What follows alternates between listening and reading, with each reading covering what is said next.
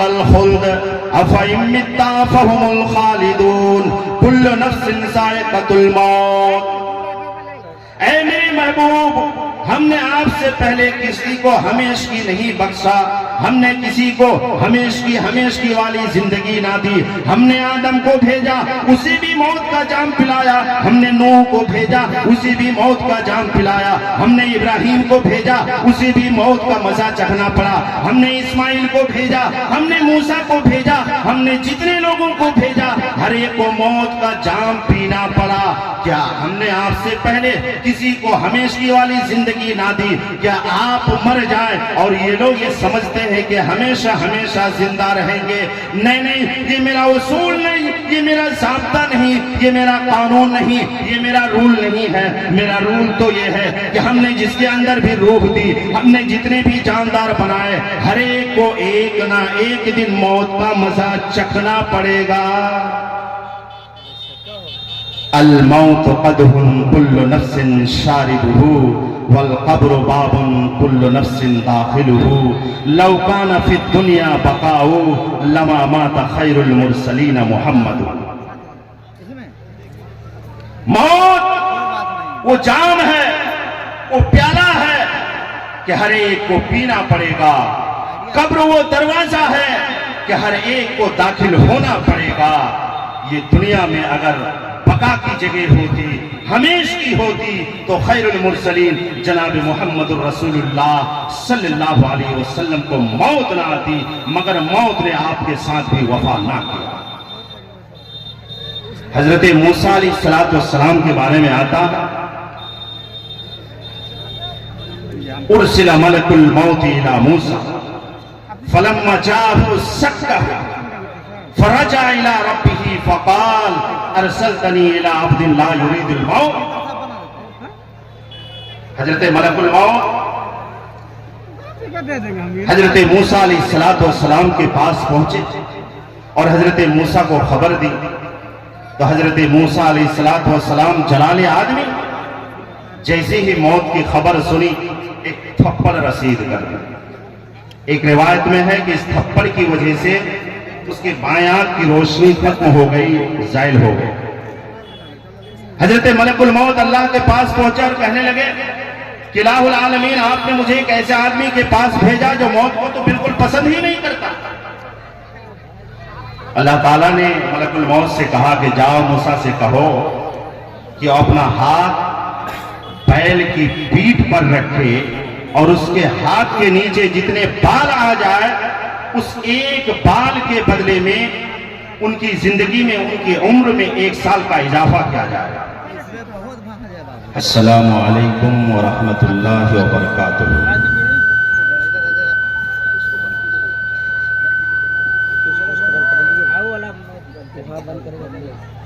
السلام علیکم ورحمۃ اللہ وبرکاتہ۔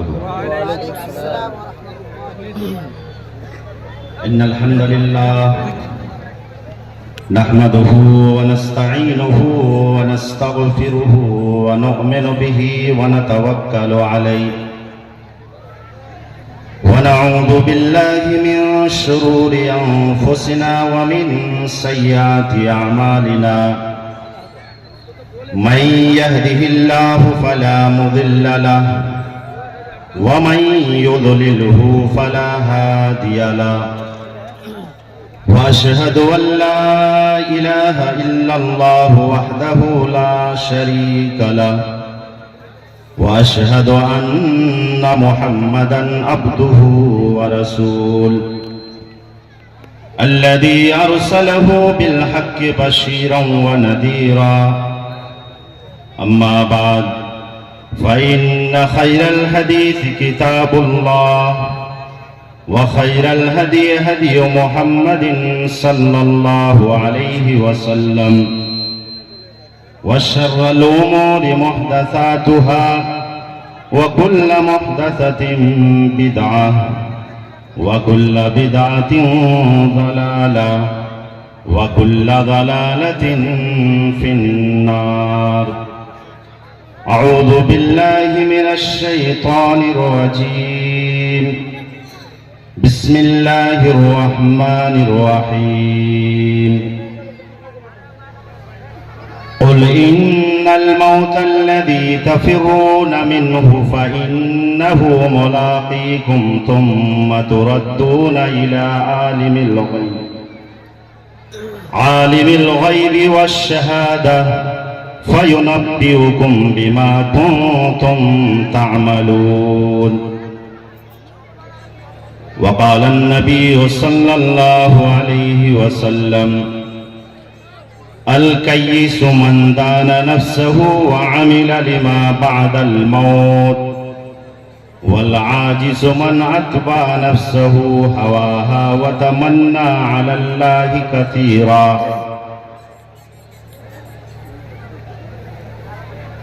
ہر قسم کی کبریائی و بڑائی اس خالق السماوات والارض کے لیے ہے جو احکم الحاکمین اور قادر مطلق ہے.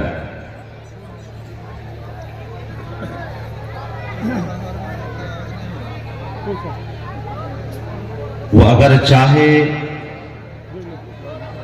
تو پلک جھپکتی ہی ایک امیر کو غریب بنا دے، اور اگر وہ چاہے تو ایک غریب کو شہنشاہ اور بادشاہ بنا دے. وہ جسے چاہتا ہے نوازتا ہے اور جسے چاہتا ہے محروم رکھتا ہے. وہ جسے چاہتا ہے دولت سے نوازتا ہے اور جسے چاہتا ہے مفلسی اور کلاشی کی زندگی گزارنے پر مجبور کرتا ہے. وہ فعال لما یرید ہے. اس کی چاہ میں کوئی رکاوٹ ڈال نہیں سکتا، اس کو کوئی روک نہیں سکتا، اس کو کوئی ٹوک نہیں سکتا، اور اس کی مرضی کے بغیر نہ کوئی مر سکتا اور نہ خشک پتا اپنی ٹہنی سے گر سکتا. اس کے بعد انگنت درود و سلام ہو اس ہستی اقدس و مقدس پر جن کا نام نامی اسم گرامی جناب محمد عربی صلی اللہ علیہ وسلم ہے، جن سے محبت عین اسلام ہے، جن کی گفتگو قانون کی حیثیت رکھتی ہے، جس نے اپنی محنت سے قد و کاوش سے نور کو تاریکی سے، ہدایت کو ظلمات سے چھانٹ کر الگ کیا، جس پر ایک مرتبہ درود پڑھنے والا اللہ رب العالمین کی 10 رحمتوں کا مستحق بن جاتا ہے. اللہم صلی وسلم و بارک علیہ. حضرات،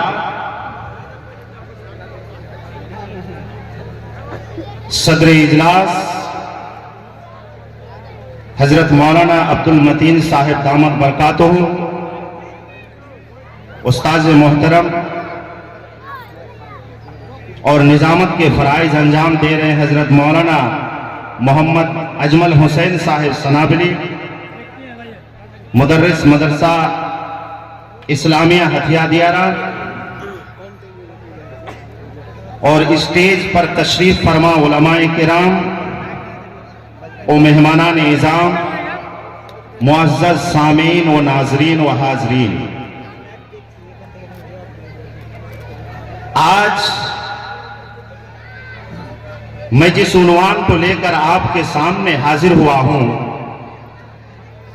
ایک ایسا عنوان ہے، ایک ایسا موضوع ہے جس کے بارے میں کسی کا کوئی اختلاف نہیں.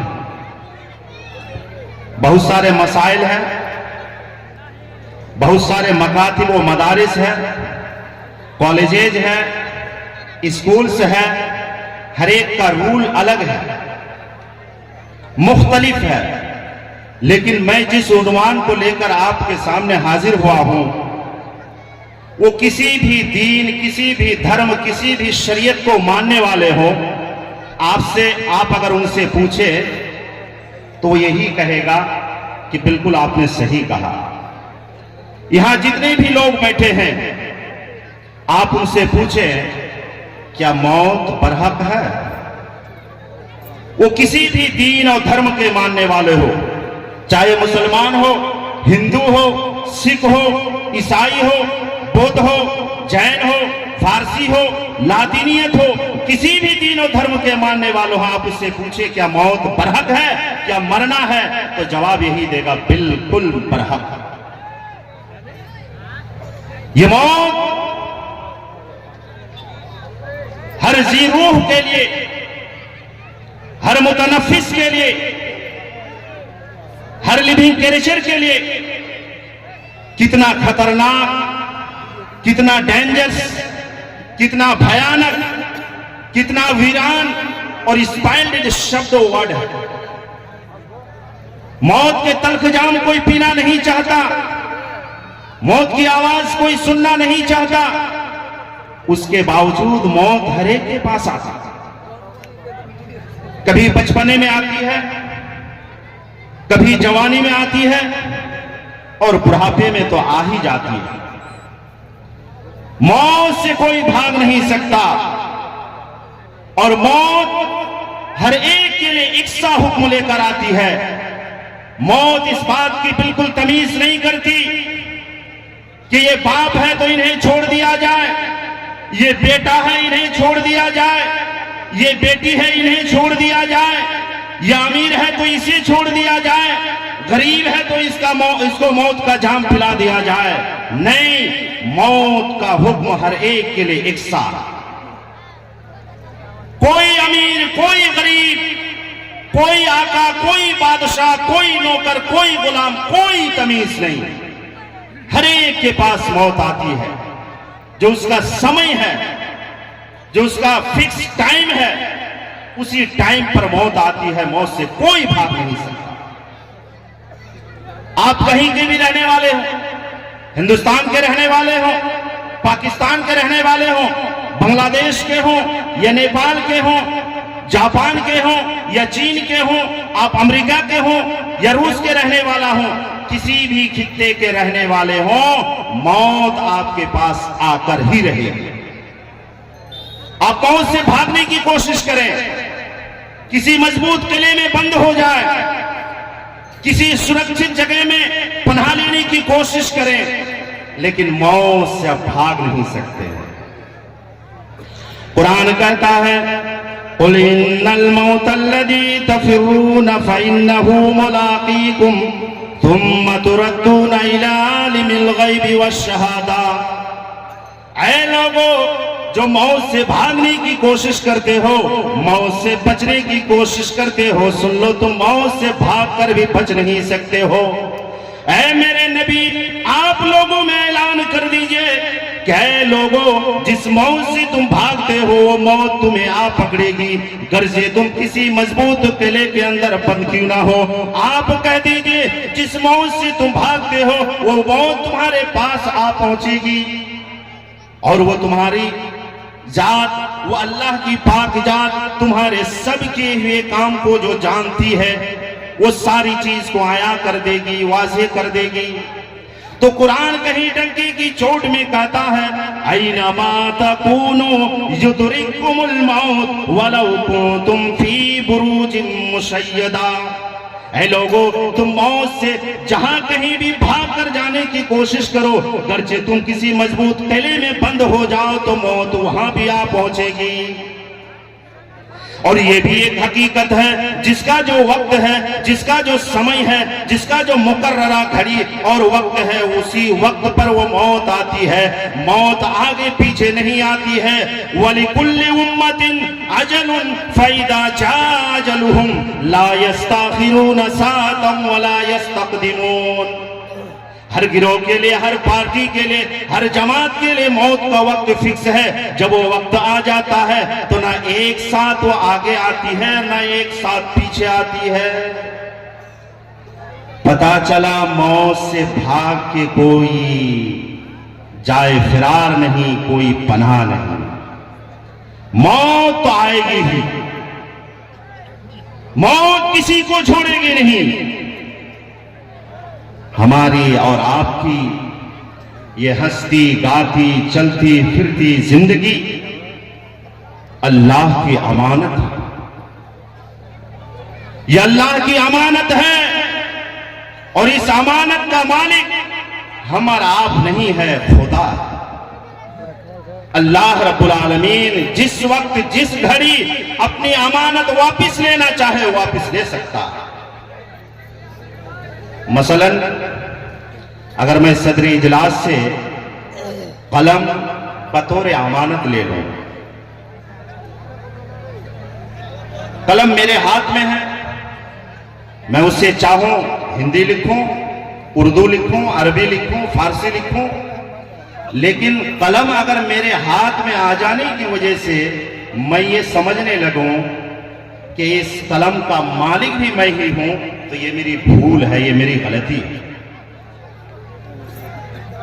ٹھیک اسی طرح ہماری اور آپ کی زندگی جو اللہ نے ہمیں اور آپ کو بطور امانت دی ہے، اگر ہم نے اس کو دائمی زندگی سمجھ بیٹھا ہے تو یہ ہماری بھول ہے، ہماری غلطی ہے۔ موطا امام مالک میں واقعہ آتا ہے کہ ایک عالم دین تھے، اچانک ان کی بیوی کا انتقال ہو جاتا ہے۔ بیوی کی موت اور اس کی جدائی سے وہ اس قدر قلق اور پریشان ہوئے کہ لوگوں سے ملنا جلنا بند کر دیا، اپنے آپ کو کمرے میں بند کر لیا، کسی سے بھیٹ ملاقات کچھ نہیں۔ ایک عورت آئی اور کہنے لگی کہ جناب میں آپ سے ایک مسئلہ پوچھنا چاہتی ہوں، آپ باہر تشریف لائیں اور اس مسئلے کا جواب دیں۔ تو عالم دین کہنے لگے کہ دیکھو میں جس قلق اور مضطرب حالات سے دوچار ہو رہا ہوں تمہیں معلوم نہیں، اس لیے میں ابھی باہر نہیں آ سکتا ہوں، تم جاؤ۔ وہ کہنے لگی کہ جناب اگر آپ میرے سوال کا جواب نہ دیں تو میں اس وقت تک یہاں سے نہیں جاؤں گی چاہے میری روح پرواز کر جائے، میں مر جاؤں گا۔ عالم دین مجبور ہو گئے، باہر تشریف لائے اور کہنے لگے پوچھ کیا پوچھنا چاہتی ہے۔ کہنے لگی کہ حضور میری ایک سہیلی تھی، میری ایک دوست تھی جس سے میں بہت زیادہ محبت کرتی تھی، وہ بھی مجھ سے محبت کرتی تھی، اس نے بطور امانت میرے پاس ایک قیمتی زیور رکھا تھا، آج اچانک آئی اور اس قیمتی زیور کو بغیر کسی اطلاع کے لے چلی۔ اس قیمتی زیور کے ہاتھ سے نکل جانے کی وجہ سے میں اس قدر پریشان ہوں، بے قرار ہوں کہ میری عقل کام نہیں کر رہی ہے۔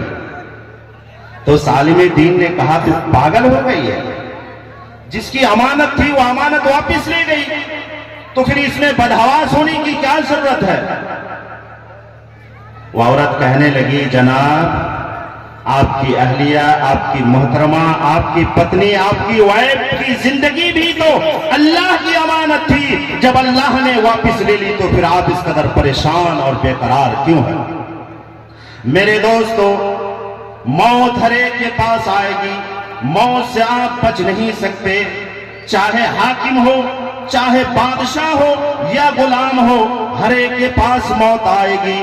اگر موت کو حکومت کے ذریعے ٹالا جا سکتا تو فرعون کو کبھی موت نہ آتی، جس نے انا ربکم الاعلی کا نعرہ لگایا تھا۔ اگر موت کو وزارت کے ذریعے ٹالا جا سکتا تو حامان کو کبھی موت نہ آتی۔ اگر موت کو حکومت کے ذریعے، وزارت کے ذریعے اور مال و دولت کے ذریعے سے ٹالا جا سکتا تو قارون کو کبھی موت نہ آتی۔ اگر موت کو دواؤں کے ذریعے ٹالا جا سکتا تو افلاطون کو کبھی موت نہ آتی۔ اگر موت کو قوت بازو کے ذریعے ٹالا جا سکتا تو رستم و سوراب کو کبھی موت نہ آتی۔ اگر موت کو دانائی و حکمت کے ذریعے ٹالا جا سکتا تو سیدنا لقمان علیہ السلام کو کبھی موت نہ آتی۔ اگر موت کو وفاؤں کے ذریعے ٹالا جا سکتا تو ایک نیک خاتون کبھی اپنی نظر کے سامنے اپنے پتی دیو کو مرنے نہ دیتی۔ اگر موت کو محبت کے ذریعے ٹالا جا سکتا تو ایک ماں کبھی اپنے معصوم کو اپنے گود میں مرنے نہ دے، اور اگر موت کو جدید ٹیکنالوجی سائنس کے ذریعے ٹالا جا سکتا تو یہ پی جے عبد الکلام میزائل مین کو بھی موت نہ آتی، اور اگر موت کو کسی کا مقام و مرتبہ کے ذریعے ٹالا جا سکتا تو جناب محمد الرسول اللہ صلی اللہ علیہ وسلم کو موت نہ آتی، مگر موت نے آپ کے ساتھ بھی وفا نہ کیا۔ وہی قرآن کہتا ہے وَمَا جَعَلْنَا لِبَشَرٍ مِّن قَبْلِكَ الْخُلْدَ أَفَإِن مِّتَّ فَهُمُ الْخَالِدُونَ كُلُّ نَفْسٍ ذَائِقَةُ الْمَوْتِ۔ اے میرے محبوب، ہم نے آپ سے پہلے کسی کو ہمیشگی نہیں بخشا، ہم نے کسی کو ہمیشگی والی زندگی نہ دی۔ ہم نے آدم کو بھیجا، اسے بھی موت کا جام پلایا، ہم نے نوح کو بھیجا، اسے بھی موت کا جام پلایا، ہم نے ابراہیم کو بھیجا، اسے بھی موت کا مزہ چکھنا پڑا، ہم نے اسماعیل کو بھیجا، ہم نے موسیٰ کو بھیجا، ہم نے جتنے لوگوں کو بھیجا ہر ایک کو موت کا جام پینا پڑا۔ کیا ہم نے آپ سے پہلے کسی کو ہمیشگی والی زندگی نہ دی؟ کیا آپ مر جائیں اور یہ لوگ یہ سمجھتے ہیں کہ ہمیشہ ہمیشہ زندہ رہیں گے؟ نہیں، یہ میرا اصول نہیں، یہ میرا ضابطہ نہیں، یہ میرا قانون نہیں، یہ میرا رول نہیں ہے۔ میرا رول تو یہ ہے کہ ہم نے جس کے اندر بھی روح دی، ہم نے جتنے بھی جاندار بنائے، ہر ایک کو ایک نہ ایک دن موت کا مزہ چکھنا پڑے گا۔ الموت قدح كل نفس شاربه والقبر باب كل نفس داخله لو كان في الدنيا بقاء لما مات خير المرسلين محمد۔ موت وہ جام ہے، وہ پیالہ ہے کہ ہر ایک کو پینا پڑے گا، قبر وہ دروازہ ہے کہ ہر ایک کو داخل ہونا پڑے گا۔ یہ دنیا میں اگر بقا کی جگہ ہوتی، ہمیشگی ہوتی، تو خیر المرسلین جناب محمد الرسول اللہ صلی اللہ علیہ وسلم کو موت نہ آتی، مگر موت نے آپ کے ساتھ بھی وفا نہ کیا۔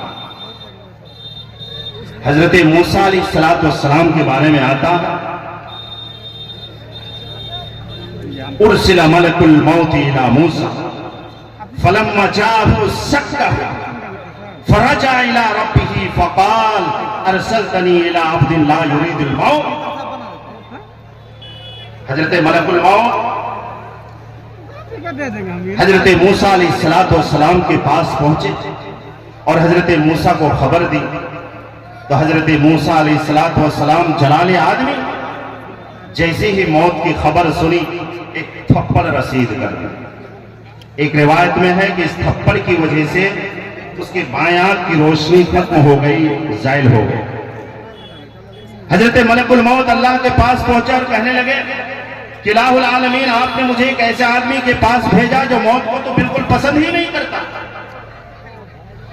اللہ تعالیٰ نے ملک الموت سے کہا کہ جاؤ موسیٰ سے کہو کہ اپنا ہاتھ بیل کی پیٹھ پر رکھے اور اس کے ہاتھ کے نیچے جتنے بال آ جائے اس ایک بال کے بدلے میں ان کی زندگی میں، ان کی عمر میں 1 سال کا اضافہ کیا جائے۔ حضرت ملک الموت تشریف لائے اور کہنے لگے کہ آپ اپنا ہاتھ کسی بیل کی پیٹھ پر رکھیں، آپ کے ہاتھ کے نیچے جتنے بال آ جائیں گے ایک بال کے بدلے میں آپ کی عمر میں، آپ کی زندگی میں 1 سال کا اضافہ کیا جائے گا۔ حضرت موسیٰ علیہ السلام نے پوچھا اے رب ثم ماذا، پھر اس کے بعد کیا ہوگا؟ اتنی عمر ملنے کے بعد پھر کیا ہوگا؟ کہا ثم الموت، پھر موت آئے گی۔ تو حضرت موسیٰ علیہ السلام نے کہا کہ جب موت آنی ہی ہے، جب موت تب بھی آئے گی، اب بھی آئے گی، فلان تو موت مجھے ابھی مبارک ہے، ابھی بہتر ہے۔ دوستو، موت سے کوئی بھاگ نہیں سکتا، یہ بھی کسی کو معلوم نہیں کہ کس عمر میں اس کے پاس موت آئے گی۔ کیا آپ بچپنے میں دنیا سے رخصت ہو جائیں گے یا جوانی میں آپ کو موت آئے گی؟ یا آپ بڑھاپے میں ایڑیاں رگڑ رگڑ کر دنیا سے رخصت ہوں گے، یا آپ چلتے پھرتے آدمی، ایک نوجوان ہٹھا گھٹا آدمی ہارٹ اٹیک ہو کر دنیا سے رخصت ہو جائے گا، یا کسی حادثے کا شکار ہو کر دنیا سے رخصت ہو جائے گا۔ یہ کسی کو معلوم نہیں کہ کس گھڑی کس وقت موت آئے گی، لیکن یہ ہر ایک کو یقین ہے، اور عین الیقین کے ساتھ ہر کوئی یہ کہہ سکتا ہے کہ موت برحق ہے، موت آ کر رہے گی۔ موت تو برحق ہے، موت آنی ہے، لیکن کس عمر میں آئے گی؟ ابھی ہم یہاں بیٹھے ہیں کہ ابھی موت آ جائے گی، یا گھر ہم پہنچ نہیں پائیں گے، راستے میں ہمیں موت کا جام پلا دیا جائے گا، یا ہم گھر پہنچنے سے پہلے کسی حادثے کا شکار ہو کر دنیا سے رخصت ہو جائیں گے، یہ کسی کو معلوم نہیں۔ حضرت امام مالک رحمت اللہ علیہ کے بارے میں آتا ہے کہ ان کے اندر اس بات کی بڑی تڑپ تھی کہ ان کی موت مدینے میں ہو اور وہی ان کی قبر بنے۔ ایک مرتبہ اللہ کے رسول صلی اللہ علیہ وسلم کو خواب میں دیکھا اور پوچھا، یا رسول اللہ میں کب اور کہاں مروں گا؟ اللہ کے رسول صلی اللہ علیہ وسلم نے اپنا داہنا ہاتھ اٹھایا اور 5 انگلیوں سے اشارہ فرمایا، اتنے میں خواب ختم ہو گیا۔ اب حضرت امام مالک رحمت اللہ علیہ اور زیادہ پریشان کہ میں نے اپنی موت کے بارے میں پوچھا تو آپ نے 5 انگلیوں سے اشارہ فرمایا، کیا میں 5 دن بعد مر جاؤں گا، یا 5 ہفتے بعد مجھے موت آئے گی، یا 5 مہینے بعد میں مر جاؤں گا، یا 5 سال میری زندگی کا انت ہے؟ اس زمانے میں ایک محدث تھے جو خواب کی تعبیر بیان کیا کرتے تھے۔ لمبا واقعہ مختصر انداز میں بول رہا ہوں، صدر اجلاس سے گزارش کروں گا قائم کا اشارہ کیجیے گا۔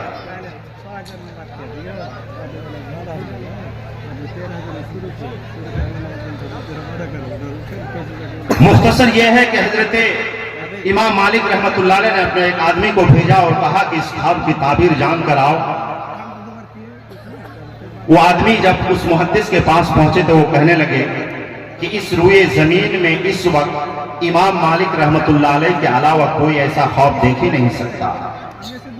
اس نے پھر کہا کہ حقیقی علم تو اللہ کے پاس ہے، لیکن مجھے ایسا لگ رہا ہے کہ امام مالک رحمت اللہ علیہ نے جب اللہ کے نبی صلی اللہ علیہ وسلم سے پوچھا کہ میں کب اور کہاں مروں گا، تو اللہ کے رسول جناب محمد الرسول اللہ صلی اللہ علیہ وسلم نے سورہ لقمان کی طرف اشارہ فرمایا، جس میں اللہ تعالیٰ 5 چیزوں کا تذکرہ فرمایا۔ ان اللہ عنده علم الساعہ، بے شک اللہ ہی کے پاس قیامت کا علم ہے۔ قیامت کب قائم ہوگی، قیامت کب آئے گی، اللہ کے علاوہ کوئی نہیں جانتا۔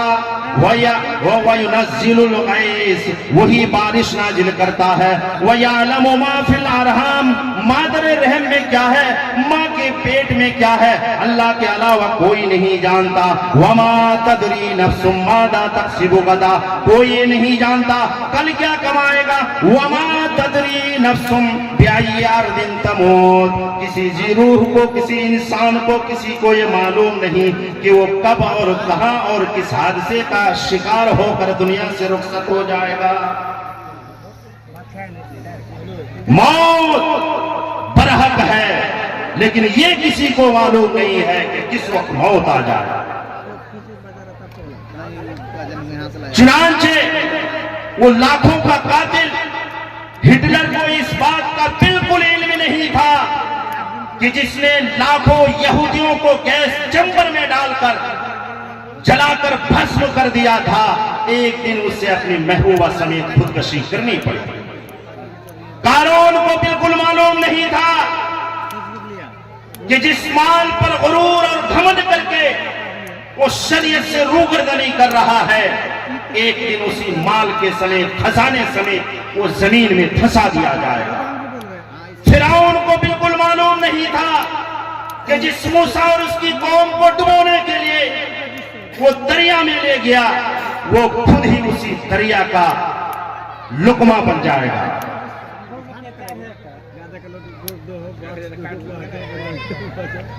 اس لیے میرے دوستو، موت یقینی ہے۔ میں اپنی بات کو ختم کرتے ہوئے بات صرف کہوں گا، قرآن ہمیں اور آپ کو بار بار یہ کہہ رہا ہے، قل متاع الدنیا قلیل والآخرۃ خیر لمن اتقى ولا تظلمون فتیلا۔ اے میرے محبوب آپ کہہ دیجئے، آپ لوگوں میں اعلان کیجئے کہ جس مال اور دولت کے پیچھے تم بھاگ رہے ہو، جس جائیداد اور پراپرٹی کو اکٹھا کرنے کی کوشش کر رہے ہو، حلت و حرمت کی تمیز کھو بیٹھے ہو، سنو یہ دنیا بھی سامان بالکل معمولی ہے، بالکل حقیر ہے۔ والآخرۃ خیر لمن اتقى ولا تظلمون فتیلا، اور آخرت ان لوگوں کے لیے بہتر ہے، ان لوگوں کے لیے اچھا ہے جو اللہ سے ڈرتا ہے۔ ولا تظلمون فتیلا، اور قیامت کے دن تم پر ذرہ برابر ظلم نہ ہوگا، تم پر ذرہ برابر ظلم نہ ہوگا، چونکہ وہ حاکم ہوں گے، وہ منصف ہوں گے۔ اور حدیث پاک میں یہاں تک آتا ہے کہ انصاف کا تقاضا یہ ہوگا کہ اللہ رب العالمین اس دن، قیامت کے دن، جزا و سزا کے دن، اس بکری کو بھی بلائے گا جس بکری پر ایک سینگ والی بکری نے دنیا میں ظلم کیا۔ اللہ قیامت کے دن اسے سینگ دے گا اور کہے گا انصاف یہ کہہ رہا ہے کہ آج تم اس سینگ والی بکری کو مارو اور بدلہ لو۔ اس لیے قرآن کہتا ہے الذی خلق الموت والحیات لیبلوکم ایکم احسن عملا، وہ ذات جس نے موت اور حیات کو پیدا کیا تاکہ وہ تمہیں آزمائے، تمہارا امتحان لے، تمہیں پرکھے، تمہیں جانچے کہ تم میں سب سے اچھا عمل کرنے والا کون ہے۔ وہی قرآن کہتا ہے وَأَنفِقُوا مِمَّا رَزَقْنَاكُمْ مِن قَبْلِ أَن يَأْتِيَ أَحَدَكُمُ الْمَوْتُ فَيَقُولُ رَبِّ لَوْلَا أَخَّرْتَنِي إِلَىٰ أَجَلٍ قَرِيبٍ فَأَصَّدَّقَ وَأَكُن مِّنَ الصَّالِحِينَ، کہ ہم نے جو تمہیں دیا ہے وہ میری راہ میں خرچ کرو، اللہ کی راہ میں خرچ کرو، قبل اس سے کہ تمہارے پاس موت آ جائے، پھر تم یہ کہو کہ الہ العالمین مجھے کچھ دنوں کے لیے مہلت دے دیجئے، لیکن اس وقت مہلت نہیں ملے گی۔ وہی قرآن کہتا ہے، وہی قرآن کہتا ہے کل نفس ذائقۃ الموت وانما توفون اجورکم یوم القیامہ فمن زحزح عن النار وادخل الجنۃ فقد فاز وما الحیاۃ الدنیا الا متاع الغرور، کہ ہر نفس کو موت کا مزہ چکھنا ہے اور قیامت کے دن تم پورے کے پورے بدلہ دیے جاؤ گے۔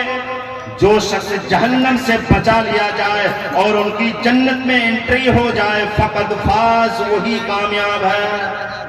وَمَا الْحَيَاةُ الدُّنْيَا إِلَّا مَتَاعُ الْغُرُورِ، اور یہ دنیاوی زندگی، دنیاوی ساز و سامان سوائے دھوکے کے اور کچھ نہیں ہے، جس کو اللہ کے نبی جناب محمد رسول اللہ صلی اللہ علیہ وسلم نے فرمایا یقول العبد مالی مالی وَإِنَّ مَالَهُ مِن مَالِهِ ثَلَاثٌ ما اکلا فافنا او لبسا فابلا او آتا فقتنا وما سوا ذلك فهو ذاهب وتاركه للناس۔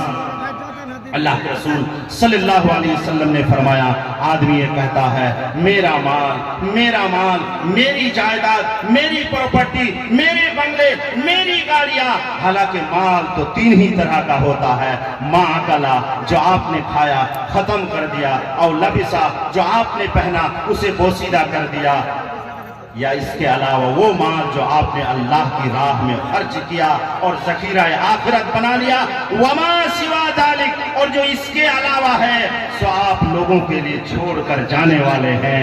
اس لیے میرے دوستو وقت ہے کہ ہم اللہ کی راہ میں خرچ کریں، مبادہ ہمارے پاس وقت آ جائے کہ ہم خرچ کرنے کی طاقت بھی نہ رکھے، ہم خرچ کرنا چاہے مگر ہماری جیب ہمیں اجازت نہ دے۔ ہم آخر میں اللہ سے یہی دعا کرتے ہیں کہ الہ العالمین ہم تمام لوگوں کو خصوصاً حاضرین جلسہ کو اللہ تو توفیق دے کہ اپنی موت کی تیاری کر لے اور زندگی سے، موت سے پہلے پہلے اس دنیا کی بھی تیاری کر لے جہاں ہمیں اور آپ کو ہمیشہ ہمیشہ رہنا ہے۔ آخر میں یہ دعا کرتے ہوئے اپنی بات کو ختم کرتا ہوں کہ آپ جتنے بھی لوگ یہاں تشریف فرما ہے اپنی جیب کچھ ڈھیلی کیجیے، ابھی وقت ہے کہ آپ اپنی آخرت کو سنور سکتے ہیں، اپنی آخرت کو سجا سکتے ہیں۔ ہم اللہ سے دعا ہے کہ الہ العالمین ہم تمام لوگوں کو کہنے سننے سے زیادہ عمل کی توفیق عطا فرمائے۔ وما توفیق الا باللہ، والسلام علیکم ورحمۃ اللہ وبرکاتہ۔